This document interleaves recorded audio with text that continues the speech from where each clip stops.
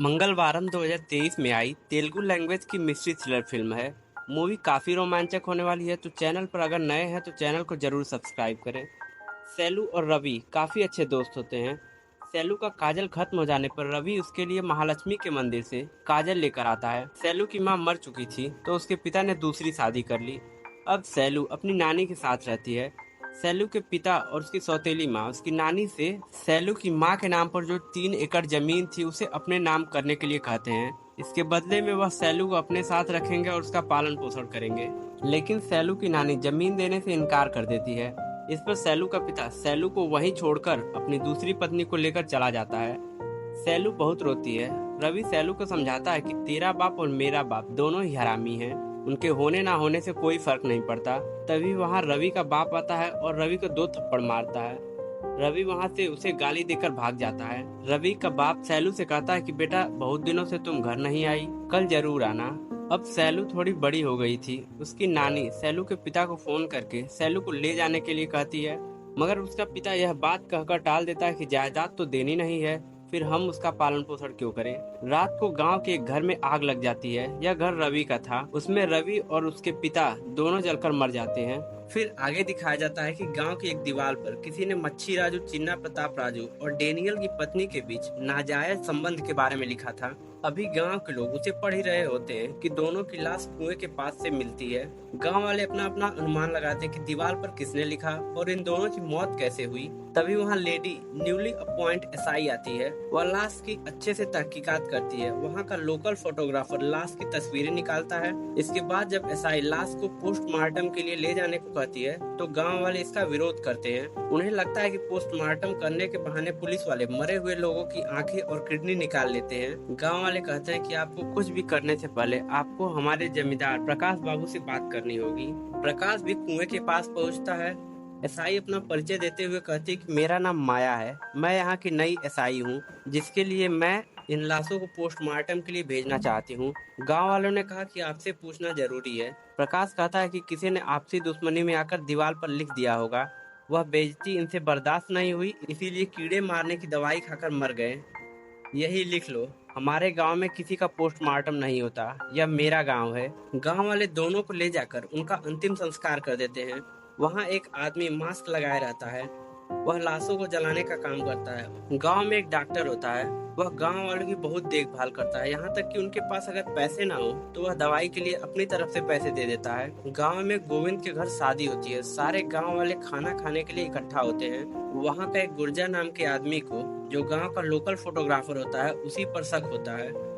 वह अपने साथ के लोगों से कह रहा होता है कि मुझे तो लगता है कि वासु ने ही दीवार पर लिखा है। जैसे ही यह बात वासु को पता चलती है, दोनों में लड़ाई होने लगती है और पूरा गांव एक दूसरे से लड़ने लगता है। गोविंद, जिसके घर शादी होती है, वह बीच में आकर झगड़े को रोकता है। गांव का पंडित जमींदार से महालक्ष्मी के मंदिर के पास लगने वाले मेले के लिए और मंदिर की मरम्मत और साफ सफाई और उसकी पेंटिंग के लिए पैसे मांगता है। जमींदार पैसे देने से इनकार कर देता है, लेकिन जमींदार की पत्नी पंडित जी को पैसे दे देती है। गांव के लोग जमींदार की पत्नी को साक्षात महालक्ष्मी का रूप मानते हैं। गांव में मेला सोमवार से शुरू होकर मंगलवार तक चलता है। अगली सुबह फिर पता चलता है कि किसी ने दीवार पर 2 लोगों के नाजायज संबंध के बारे में लिखा है और उन दोनों की लाश पेड़ पर टंगी हुई मिलती है। गांव वाले उसे देखकर हैरान रह जाते हैं। वासु फिर से लाशों की तस्वीरें निकालता है। माया कहती कि बताओ, अब मुझे लाशों को पोस्टमार्टम के लिए भेजने दोगे या अब भी तुम्हारे प्रकाश बाबू ही बताएंगे कि क्या करना है। तभी वहाँ प्रकाश आता है।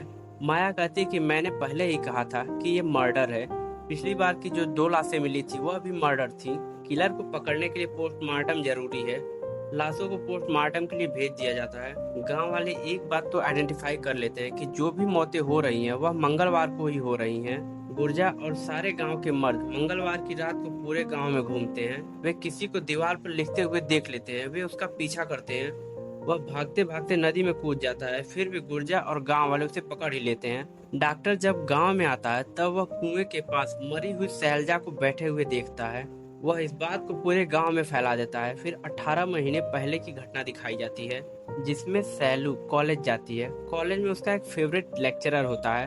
वह उसे बहुत पसंद करती है। लेक्चरर मदन अभी नया नया आया होता है। सैलू देखते देखते उससे प्यार करने लगती है।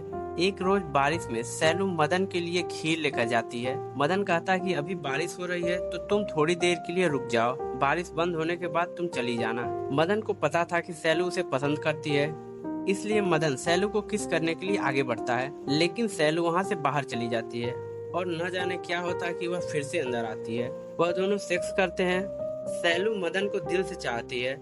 उन दोनों के बीच कई बार शारीरिक संबंध बनता है, लेकिन मदन केवल सैलू के साथ टाइम पास कर रहा था और एक दिन वह किसी दूसरी लड़की से शादी करके सैलू को छोड़कर वहां से चला जाता है। सैलू अब बहुत अकेला फील कर रही होती कि तभी उसकी नानी की भी मृत्यु हो जाती है। उसका पिता कहता है कि अगर इसे हमारे साथ रहना है तो इसकी माँ के नाम पर जो 3 एकड़ जमीन है उसे हमें देना होगा। इतना सुनते ही सैलू जमीन के कागज लेकर उसके मुंह पर मार देती है और उन्हें घर से बाहर निकाल देती है। अब सैलू बिल्कुल अकेली हो जाती है, ना कोई घर में और ना कोई बाहर। अब उसकी देखभाल तक करने वाला कोई नहीं था। अब उसे न जाने क्या होता कि वह गांव के किसी भी मर्द के साथ सेक्स करने लगती। उसकी आंखों के सामने तितलियां उड़ने लगती, उसका शरीर कांपने लगता और वह खुद को सेक्स करने से रोक नहीं पाती। उस वक्त उसके सामने जो मिलता वह उसी के साथ सेक्स करने लगती। जब भी कोई मर्द उसे छूता तो उसके शरीर में सेक्सुअल फीलिंग्स जाग जाती।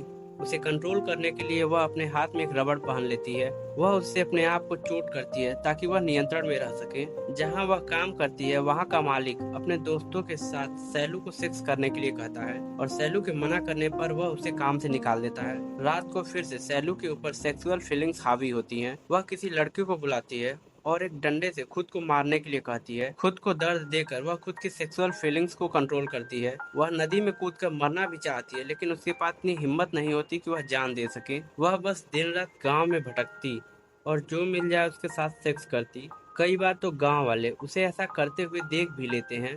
एक सुबह सैलू साड़ी पहनकर तैयार होती है।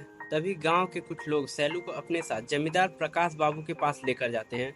प्रकाश कहता है कि तुमने गांव के अलग अलग मर्दों के साथ शारीरिक संबंध बनाए हैं, तुम पूरे गांव को बर्बाद कर दोगी। तुम्हारे जैसी कैरेक्टरलेस लड़की इस गांव में रहने लायक नहीं है, तुम्हें गांव छोड़कर जाना होगा। सैलू को गांव से बाहर निकाल दिया जाता है। अगले दिन सैलू की लाश कुएं से बरामद होती है। सैलू मर चुकी थी। फिर प्रेजेंट टाइम को दिखाया जाता है। जिस लड़के को गांव वालों ने पकड़ा था वह बस मौके का फायदा उठाना चाहता था। वह अपनी और गुर्जा की बहन के अफेयर के बारे में दीवार पर लिखना चाहता था, इस आस में कि गुर्जा किसी भी तरह से अपनी बहन की शादी मुझसे करा दे। लाशों की पोस्टमार्टम रिपोर्ट भी आ जाती है और जब से डॉक्टर ने गांव में सैलू को देखने की बात कही है, गांव वालों को लगता है कि ये सारे मर्डर उसी ने किया है। और फिर मंगलवार आता है। गुर्जा और गांव वालों को भी पता होता है कि जिसको उन्होंने अभी पकड़ा है उसने मर्डर नहीं किए हैं, इसलिए वह फिर से मंगलवार की रात को पहरा देने लगते हैं। गांव के बाहर से आवाज आती है कि किसी ने फिर से दीवार पर कुछ लिखा है। गुर्जा और बाकी गांव वाले जब वहां पहुंचते हैं तो उस दीवार पर केवल एड्स से बचने के उपाय लिखा होता है, यानी कि किसी ने उन्हें बहकाकर गांव से बाहर बुला लिया। गांव के अंदर दीवार पर डॉक्टर कुछ लिखने वाला होता है कि तभी एसआई माया डॉक्टर को पकड़ लेती है। वह कहती है कि जब तुमने मरी हुई सैलू को देखने की कहानी गांव में फैलाई तभी मैं समझ गई थी। लेकिन डॉक्टर माया को बेहोशी का इंजेक्शन लगा देता है और उसे रस्सी से बांध देता है। वह माया को सैलू की कंडीशन के बारे में बताता है। एक दिन डॉक्टर को सैलू गांव के बाहर बेहोशी की हालत में मिली।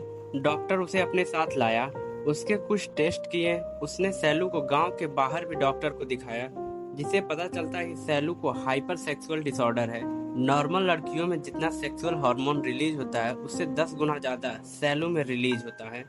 डॉक्टर के पूछने पर कि इसका कारण क्या है, लेडी डॉक्टर बताती है कि इसका कोई फिक्स कारण नहीं है। अकेलापन, मानसिक स्थिति, चाइल्ड अब्यूज या फिर इसने बचपन में जो कुछ भी सहन किया उनमें से कुछ भी हो सकता है। ऐसे लोग अपनी सेक्सुअल डिजायर को कंट्रोल में रखने के लिए खुद को दर्द देते हैं। इसे दवाओं से ठीक नहीं किया जा सकता। हाँ, दवाएं कुछ हद तक मदद कर सकती हैं, मगर इससे ज्यादा उसे किसी के साथ और भरोसे की जरूरत है। डॉक्टर सैलू को अपनी बेटी की तरह मानता है। वह सैलू की देखभाल करता और उसका इलाज करता। फिर भी सैलू को अकेलापन फील होता। तभी उसके जीवन को खुशियों से भरने के लिए कोई आता है। फिर सीन कट होता है और अगला सीन दिखाया जाता है। जो लोकल फोटोग्राफर वासु होता है उसे एक मास्क लगाया हुआ आदमी जान से मार देता है। वासु के पूछने पर कि कौन है वे तुम, वह अपना मास्क निकालता है। यह रवि था जो बचपन में सैलू के साथ रहता था। बचपन में जब सैलू रवि के घर गई तो घर पर रवि नहीं था। उस समय रवि के बाप ने सैलू के साथ बदतमीजी की, उसे छूने की कोशिश करता है। यह जानकर रवि अपने बाप को सोते समय जान से मार देता है और पूरे घर में आग लगा देता है। घर से बाहर निकलते समय उसका एक गाल भी जल जाता है। रवि के बाप के सैलू के साथ की गई गंदी हरकतों के कारण रवि सैलू के सामने नहीं आता, लेकिन वह हर जगह सैलू के साथ रहता, बिल्कुल उसके साये की तरह। वह सबकी नज़रों में मर चुका था। डॉक्टर रवि को सैलू के पास लाता है। रवि सैलू को शादी के लिए पूछता है। सैलू मान जाती है। अगले दिन डॉक्टर और रवि दोनों शादी का सामान खरीदने के लिए शहर जाते हैं और जब वे वापस लौटते हैं तब तक सैलू मर चुकी होती है और उसकी लाश कुएं से बरामद होती है। माया कहती है कि मतलब तुम्हारे साथ कोई और भी है जो मर्डर में तुम्हारा साथ दे रहा है। सैलू की कंडीशन के बारे में तुम गांव वालों को बता सकते थे। अगर उन्हें पता होता कि सैलू की उन हरकतों के पीछे उसकी बीमारी है तो वे उन्हें गांव से बाहर नहीं निकालते। डॉक्टर कहता है कि तुम्हें लगता है कि गांव वाले उसकी इस बीमारी को समझ पाते और मेरी बात का भरोसा करते, और सैलू ने कुएं में कूदकर आत्महत्या कर ली तो उसमें कोई क्या कर सकता है। डॉक्टर कहता है कि सैलू ने आत्महत्या नहीं की, यह एक मर्डर था। 6 लोगों ने मिलकर उसे मारा है। उन 6 लोगों में से 4 लोगों को हमने जान से मार दिया है। रवि ने 5वें आदमी वासु को भी जान से मारकर जमीन में गाड़ देता है। माया पूछती है कि बताओ वह 6वां आदमी कौन है। यह गांव की जमींदार की बीवी होती है जिसे लोग देवी माँ का अवतार मानते हैं। जमींदार प्रकाश को भी अपनी बीवी की करतूतों के बारे में पता था।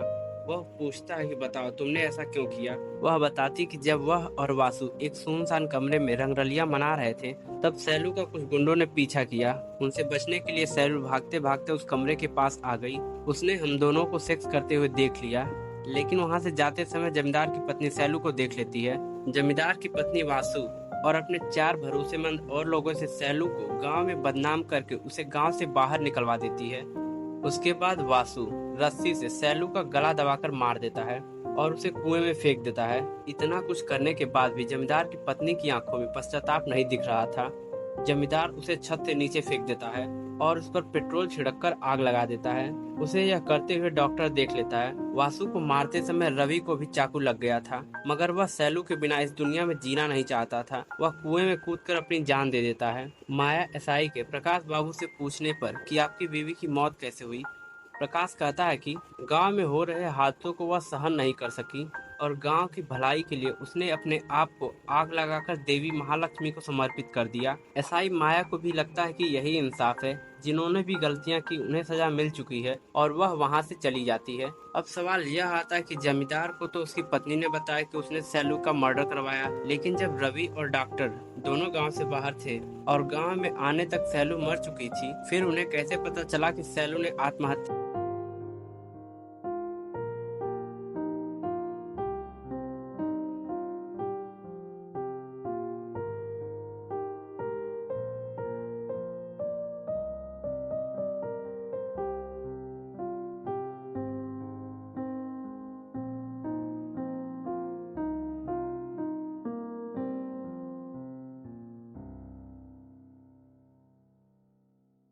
लेकिन डॉक्टर तुम्हें कैसे पता चला कि सैलू का मर्डर हुआ। इस पर डॉक्टर बताता है कि गांव में एक पुली नाम का अंधा है। दरअसल वह अंधा नहीं है, उसी ने सब कुछ देखा था और हमें बताया। मूवी यहीं पर एंड हो जाती है, मगर टू बी कंटिन्यू करके कुछ झलकियां दिखाई जाती हैं जिसमें कुछ महीनों बाद गांव के घरों की दीवारों पर कुछ लिखा होता है और कुएं के अंदर सैलू और रवि की आत्माएं होती हैं।